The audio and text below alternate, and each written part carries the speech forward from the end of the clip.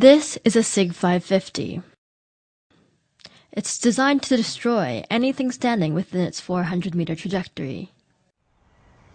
And there are over 500,000 of them kept in Swiss homes. Guns and shooting are a strong Swiss tradition.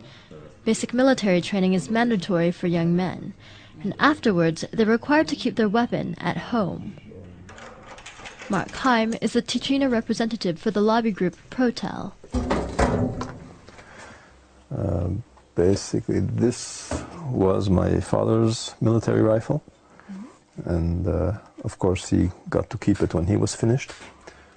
I have my grandfather's rifle in the office hanging on the wall.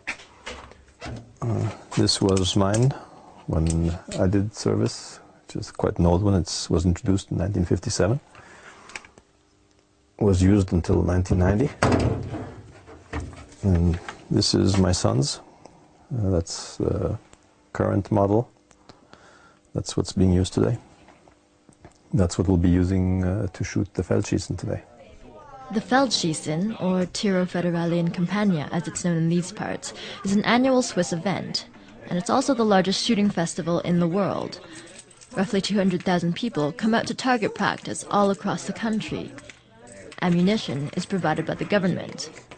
Heim goes regularly to this range, and it's often a family affair.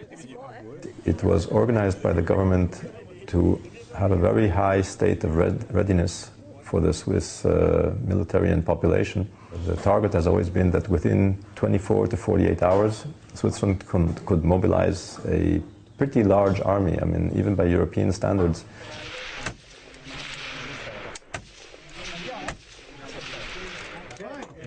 But it wasn't the militia that sparked Heim's interest in guns as a young man. It was an unassuming trip to a Holocaust museum. I was going through all the exhibits and the soap and the lampshades made of people's skin.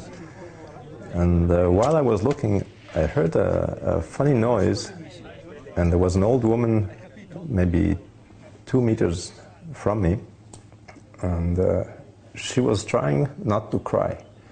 She was sort of sobbing very quietly. She was holding it back. If she had been a few meters further away, I wouldn't have heard her. And she obviously had gone through that. That's when the whole impact of it hit me. And I promised myself I would never be in her situation.